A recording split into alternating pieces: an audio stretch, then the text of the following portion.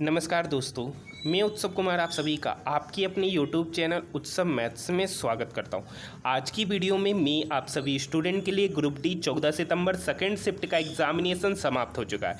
उसमें मैथ के कौन कौन से क्वेश्चन पूछे गए उन सारे क्वेश्चन को मैं यहां पर लेकर आया हूं। ये सारे के सारे 100% ऑथेंटिक और जेन्युइन क्वेश्चन है जो कि आपके एग्जामिनेशन ग्रुप डी 14 सितंबर सेकेंड शिफ्ट में पूछे गए।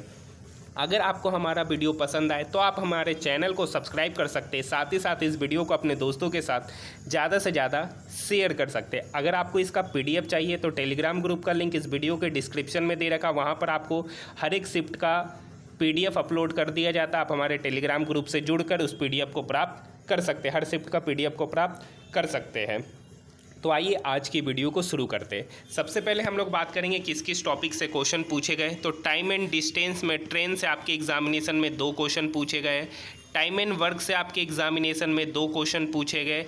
एक ही चीज़ पर दोनों क्वेश्चन आधारित था। आपकी एज से आपके एग्जामिनेशन में 2 क्वेश्चन पूछे गए हैं। एचसीएफ एंड एलसीएम से आपके एग्जामिनेशन में 2 क्वेश्चन पूछे गए। क्वाड्रेटिक इक्वेशन से किसी स्टूडेंट ने बताया कि उस क्वाड्रेटिक इक्वेशन से 3 से 4 क्वेश्चन आपके एग्जामिनेशन में पूछे गए हैं। ज्योमेट्री से आपके एग्जामिनेशन में 2 क्वेश्चन पूछे गए हैं। मेंसुरेशन से आपके एग्जामिनेशन में 1 क्वेश्चन पूछा गया है। ट्रिगो से आपके एग्जामिनेशन में 1 क्वेश्चन पूछे गए हैं। एलजेब्रा से भी आपके एग्जामिनेशन में 1 क्वेश्चन पूछे गए। बात करें मैथ का पेपर का, तो मैथ का पेपर का जो लेवल था उसमें इजी लेवल ज़्यादा था और 4 से 5 क्वेश्चन आपके मॉडरेट लेवल के क्वेश्चन थे। बाकी पूरा पेपर की बात किया जाए तो जिसमें 20 क्वेश्चन लगभग इजी था और 4 से 5 क्वेश्चन मॉडरेट लेवल के पेपर थे। और पेपर का जो लेवल है वो इजी टू मॉडरेट है। जितने भी क्वेश्चन पूछे जा रहे हैं वो डायरेक्टली फार्मूला बेस्ड क्वेश्चन पूछे जा रहे हैं। तो आइए देखते हैं कौन कौन से क्वेश्चन पूछे गए हैं। एक क्वेश्चन पूछा गया है, रोहन किसी काम को 6 दिन में करता है। रोहन है किसी काम को 6 दिन में करता है, सोहन उस काम को 8 दिन में करता है। ठीक है, तो दोनों मिलकर इस काम को कितने दिन में करेंगे। तो आप देख सकते हैं कितना ही आसान क्वेश्चन है। 6 और 8 का एलसीएम 24 हो गया। रोहन 6 दिन में 24 काम करता है तो रोहन की एफिशिएंसी 4। सोहन 8 दिन में 24 काम करता है तो सोहन की एफिशिएंसी 3। दोनों मिलकर उस काम को कितने दिन में करेंगे। तो रोहन प्लस सोहन मतलब 4 + 3 7, यानी 24 डिवाइडेड बाय 7 दिन में उस काम को करेंगे। तो 24 डिवाइडेड बाय 7 यानी 7 3:3/7 डेज़ में दोनों मिलकर इस काम को करेंगे। किसी स्टूडेंट ने बताया फिर से टाइम एंड वर्क से सेम टाइप के क्वेश्चन पूछे गए, बस डाटा को क्या किया गया, कहा गया है कि रोहन और सोहन। सबसे पहले बता दूं कि ये सारे के सारे क्वेश्चन मुझे राजवीर जी ने भेजे हैं। ये सारे के सारे क्वेश्चन इन्होंने राजवीर जी ने भेजे, तो सबसे पहले मैं इनका धन्यवाद देना चाहता हूँ कि उन्होंने सारे के सारे क्वेश्चन मुझे भेजे हैं। तो ये क्वेश्चन पूछा गया है, रोहन और सोहन दोनों मिलकर इस काम को 48 दिन में करते हैं और सोहन अकेला इस काम को 6 दिन में करता है। तो 48 और 6 का एलसीएम 48 होगा। रोहन प्लस सोहन 48 दिन में 48 काम करता है तो रोहन प्लस सोहन की एफिशिएंसी, क्वेश्चन में ये क्वेश्चन गलत है। या तो रोहन प्लस सोहन किसी काम को 6 दिन में करता होगा। रोहन और सोहन दोनों मिलकर इस काम को 6 दिन में करते और सोहन अकेला इस काम को 48 दिन में करता है, ये क्वेश्चन होगा। ठीक है, तो दोनों का एलसीएम हो गया 48। रोहन प्लस सोहन 6 दिन में 48 काम करता है तो रोहन प्लस सोहन की एफिशिएंसी 8 हो जाएगी। सोहन 48 दिन में 48 काम करता है तो सोहन की एफिशिएंसी 1 हो जाएगी। तो यहाँ से रोहन का एफिशिएंसी पता चल जाएगा। रोहन प्लस सोहन की एफिशिएंसी 8, सोहन की एफिशिएंसी 1, तो रोहन की एफिशिएंसी पता चल गया 7। रोहन का एफिशिएंसी पता चल गया 7। टोटल काम है 48। उस 48 काम को कराया जा रहा है सोहन के द्वारा। तो इस काम को कितने दिन में करेगा, तो 7×6 6/6 डेज़ में रोहन अकेला इस कार्य को करेगा। यहाँ पर क्वेश्चन में सुधार कर लीजिएगा। रोहन और सोहन दोनों मिलकर इस काम को 6 दिन में कर रहे हैं और सोहन अकेला इस काम को 48 दिन में कर रहा है। मैं आप सभी स्टूडेंट को बता देना चाहता हूँ कि एग्ज़ाम से छूटने के बाद किसी भी स्टूडेंट को एग्जैक्ट क्वेश्चन याद नहीं रहता है। तो जब एग्जैक्ट क्वेश्चन याद नहीं रहता है तो उनको भेजने में कुछ ना कुछ क्वेश्चन में क्या हो जाता है, त्रुटि हो जाता है, क्योंकि जीके तो है नहीं, कि कोई क्वेश्चन पूछ दिया कि आपका क्वेश्चन पूछ दिया कि पंचायत का कार्यकाल कितना होता, आर्टिकल 243 क्या, ऐसा तो डाटा रहता नहीं है जीके की तरह। यहाँ पे क्वेश्चन का सबसे पहले क्वेश्चन का लैंग्वेज होता है, फिर उसमें डाटा होता है। तो एग्जैक्ट क्वेश्चन एग्जाम से छूटने के बाद किसी को डाटा याद नहीं रहता, लेकिन टाइप याद रहता है कि इस टाइप के क्वेश्चन आपके एग्जामिनेशन में पूछे गए थे। ट्रेन से 2 क्वेश्चन पूछे गए। एक क्वेश्चन पूछा गया था, एक ट्रेन 30 किलोमीटर पर आवर से 2.5 घंटे में एक जगह से दूसरी जगह जाता है, और सेम डिस्टेंस को दूसरा ट्रेन 40 किलोमीटर पर आवर में 1.5 आवर में इस पोजीशन से इस पोजीशन की ओर क्या करता आता है। तो औसत चाल क्या होगा? औसत चाल निकालने का तरीका है 2xy upon x plus Y होता है। यहाँ पर x 30 है, यहाँ पर x क्या है 30 है, और y 40 है, इंटू x प्लस वाई होता है, यानी 40 प्लस 30 70 होता है। 0 से 0 कट गया, 30 दूनी 60, 60 चौक 240, 240 अपॉन 7 किलोमीटर पर आवर, यही इसका क्या होगा? औसत स्पीड होगा। आप इसे यहाँ से कैलकुलेट करके भी निकाल सकते हैं, कैलकुलेट करके भी आप इसको क्या कर सकते हैं? निकाल सकते हैं। तो 31 7 का 7 7 21 नहीं 7 21 3 0 7 चौक 28, ठीक है। 34:2/7 डेज में इस कार्य को 34:2/7 किलोमीटर पर आवर इसकी क्या होगी? स्पीड होगी। एक क्वेश्चन पूछा गया था, डाटा उन्होंने नहीं बताया कि डाटा क्या दे रखा था, उन्होंने बोला कि टोटल कितना डिस्टेंस कवर करेगा। एक क्वेश्चन इसी से पूछा गया। अब एग्जैक्ट डाटा नहीं याद है कि एक ट्रेन है इतना किलोमीटर पर आवर में इतना से इतना जगह जाती है, फिर 40 किलोमीटर पर आवर से इतना जगह 1.5 घंटे में जाती है, तो उसने टोटल कितना डिस्टेंस कवर किया।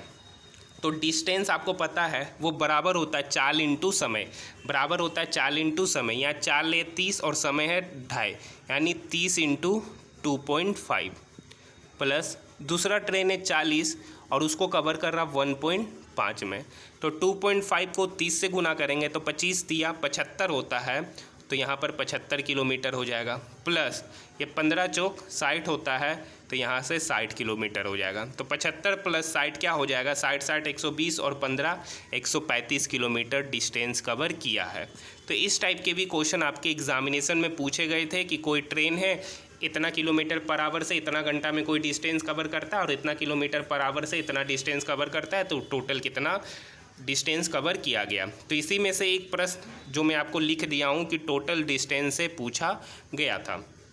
आइए नेक्स्ट क्वेश्चन। एक क्वेश्चन पूछा गया कि गोला का व्यास 8 सेंटीमीटर है, तो सरफेस एरिया। तो आपको पता है कि गोला का व्यास 8 है, चूँकि D 8 है, तो रेडियस कितना होगा? रेडियस आपका 4 सेंटीमीटर होगा। अब आपको पता है गोला का जो सरफेस एरिया होता है वो 4 पाई का वैल्यू 22/7 आर स्क्वायर, यानी आर स्क्वायर मतलब 4 गुना 4, क्योंकि आर दे रखा है। अब यहाँ से हो गया 4 चौक 16, 16 चौक 64, 64 गुना 22, 64 गुना 22 डिवाइडेड बाय 7 इसका सही उत्तर होगा। यहाँ पर आप कैलकुलेशन क्या कर सकते हैं? ऐसे तो 64 दूना 2 128 हो जाएगा, यानी 8 8 2 10 2 1 8 2 10 2 1 3 1 4 1408 डिवाइडेड बाय 7 होगा। यहाँ पे कैलकुलेट कर लीजिएगा, जो भी निकल के आएगा वही इस गोला का सरफेस एरिया होगा।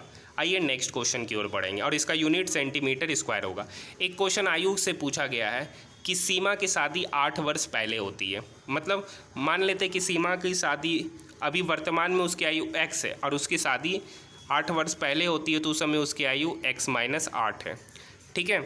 अभी उसकी बेटी की आयु जो है माँ की आयु का 1/6 है। अभी उसकी बेटी की जो आयु है ना, बेटी की जो आयु है वो माँ की आयु का 1/6 है। तो यहाँ पर फिर से डाटा इनकम्प्लीट है, तो 3 साल बाद उसकी बेटी की आयु क्या होगी? 3 साल बाद उसकी बेटी की आयु क्या होगी? यहाँ पर डाटा इनकम्प्लीट है।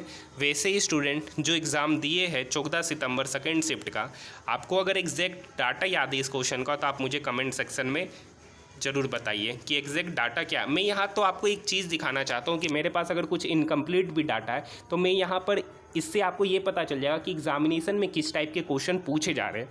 चलिए मान लीजिए हम उसको सॉल्व नहीं कर पा रहे, लेकिन आपको पता तो चलेगा ना इस वीडियो को देखने के बाद किस किस टाइप के क्वेश्चन आपके एग्जामिनेशन में बार बार आ रहे हैं। नेक्स्ट क्वेश्चन देखिए, कोई वस्तु का अंकित मूल्य क्रय मूल्य से 10% ज़्यादा है।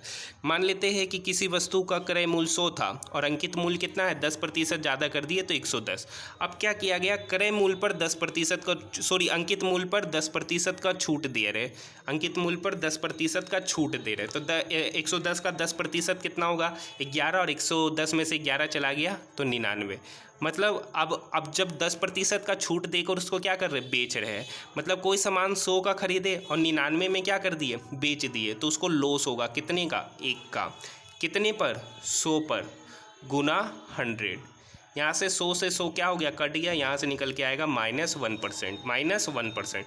दूसरा तरीका, आपको फॉर्मूला पता है, x + y + xy upon 100। x अगर पॉजिटिव है तो प्लस और y नेगेटिव है तो माइनस। यहाँ से भी कीजिएगा तो 1% की क्या होगी, हानि होगी। क्या होगी, हानि हो गया। माइनस में आना कहने का मतलब है हानि हुआ। आइए नेक्स्ट क्वेश्चन की बात करते हैं। नेक्स्ट क्वेश्चन आपका एलसीएम और एचसीएफ से 2 क्वेश्चन पूछे गए। एलसीएम 180 दे रखा था, एचसीएफ 3 दे रखा था। पहली संख्या 12 है तो दूसरी संख्या आपसे पूछा है। आपको पता है एलसीएम गुना एचसीएफ बराबर होता है पहली संख्या गुने दूसरी संख्या। दूसरी संख्या को हम x मान ली।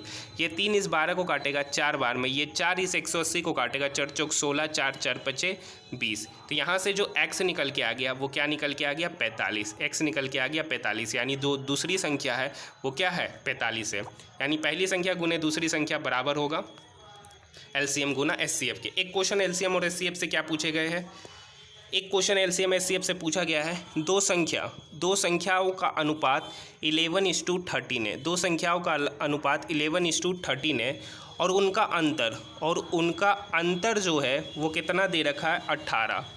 तो आपसे एलसीएम और एचसीएफ पूछा है।